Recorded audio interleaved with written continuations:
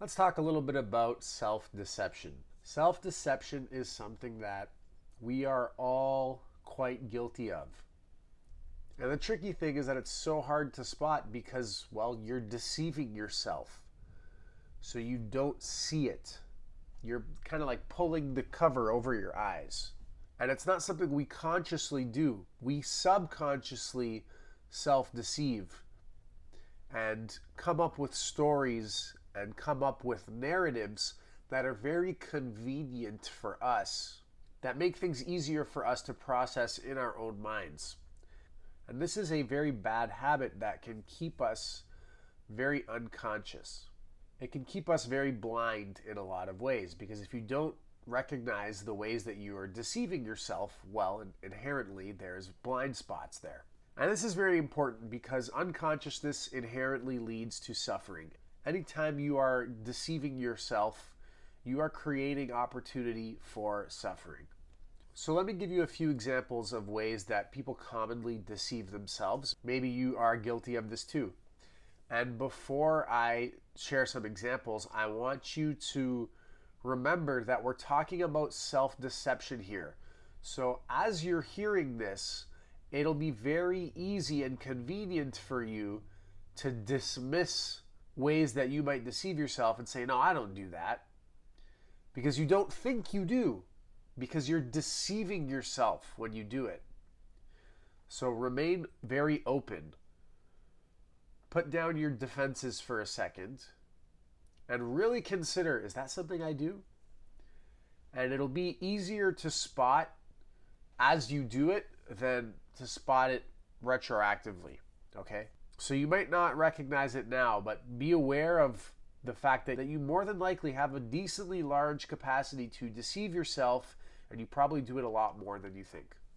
One of the most general and most common ways that people deceive themselves is absolving themselves of responsibility for conflict in relationships. So being quick to dismiss the blame to someone else. Maybe you have a disagreement with a friend. You guys both have your own perspective on the issue, and you think, well, their perspective is just silly. It couldn't possibly be you who is to blame. Oftentimes with conflict, it's a two-way street. There is something that both individuals have done that maybe lacks consideration for the other.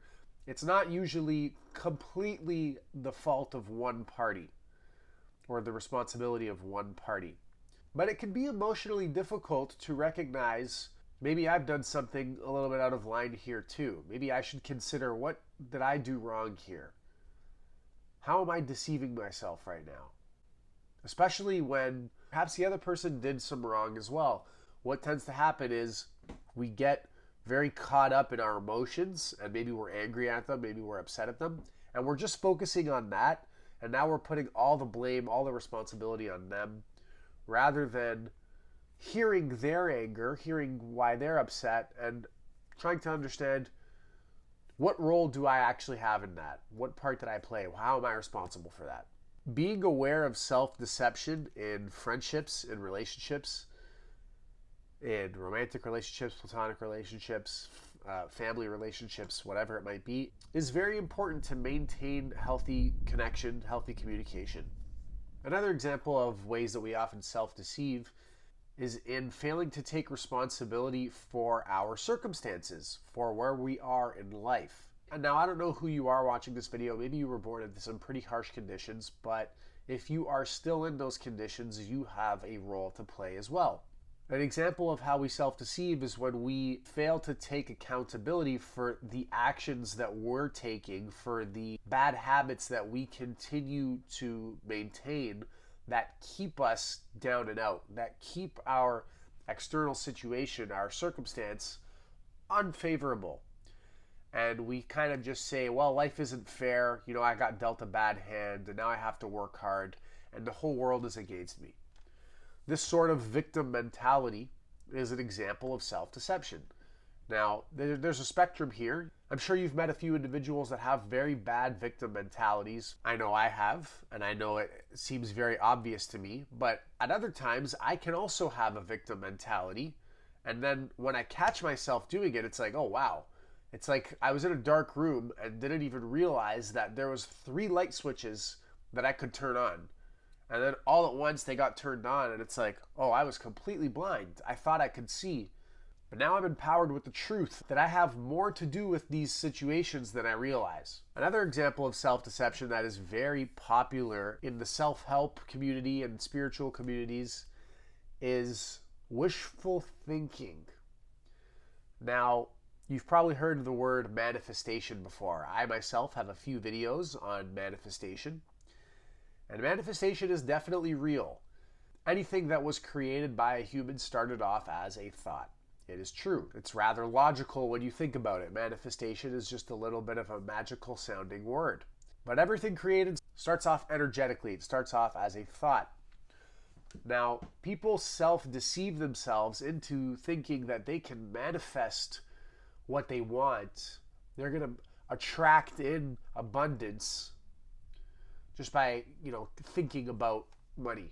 Or just by thinking that, oh, this thing I'm doing will work out, even though it hasn't been working out and they're not making any changes. It's rather delusional to think that something is going to work out simply because you want it to, regardless of contrary evidence and a lack of changes being made on your end. So that's another good example of self-deception. Yes, manifestation is real, but things don't just work out because you want them to. If they're not working out, it's for a reason, and it's worth investigating, and changes probably need to be made before something can come true that you want to come true. Things don't just happen because you want them to. Things happen because you make them happen. But there's a lot of self-deception in spiritual circles and self-help circles that would get people believing the former rather than the latter. Guys, there's a bunch of examples of ways that people deceive themselves. These are just a few general examples that can apply in a whole bunch of different contexts. So hopefully you're more aware of this phenomenon now. It can be rather difficult to spot self-deception because of, the nature of it is that you're blind to it. And I think the most effective way to spot self-deception is firstly to have a good meditation practice, to begin to cultivate the practice of observing your own mind, being aware of your mental activity, and then also having this genuine desire to want to catch yourself on your blind spots, to want to see where you are being overly defensive or overly optimistic when it's not necessarily warranted, and begin to ask yourself the question, how might I be deceiving myself right now? And I think that is going to be the most effective way to become aware of and begin to let go of your self-deception. I want to put extra emphasis on that defensiveness, because I think self-deception is probably most common in conflict. And we tend to get very defensive. We tend to want to defend our position, defend our belief. And the other person tends to want to do this too, but it's not productive. Perhaps your belief is true, but it's worth investigating where perhaps it's false. It's worth investigating where their perspective is true and how you are deceiving yourself to being blind to the truth of the matter. And chances are, if you are emotionally very triggered, there is some self-deception going on as well. That's not absolutely true, but being emotionally triggered is a good sign of some sort of self-deception going on behind the scenes. So be aware of that. And if you can manage to catch when you're emotionally triggered, when you're defensive, then you can begin to inquire into how you might be self-deceiving. And as the saying goes, the truth will set you free. Being aware of self-deception is going to help your relationships be better. It's going to help you be a more productive and successful person in all aspects of your life. And it's just going to help your perspective of reality be more accurate, your perspective of situations, which is going to empower you to navigate them better. All right, guys, that's it for today. I hope you enjoyed this video. If you did, be sure to give it a like and subscribe to my channel for more content like this. And I also have a link to a free life audit workbook that I have designed in my description, so go ahead and claim yours now. Thanks for watching. Take care. I'll see you in the next one.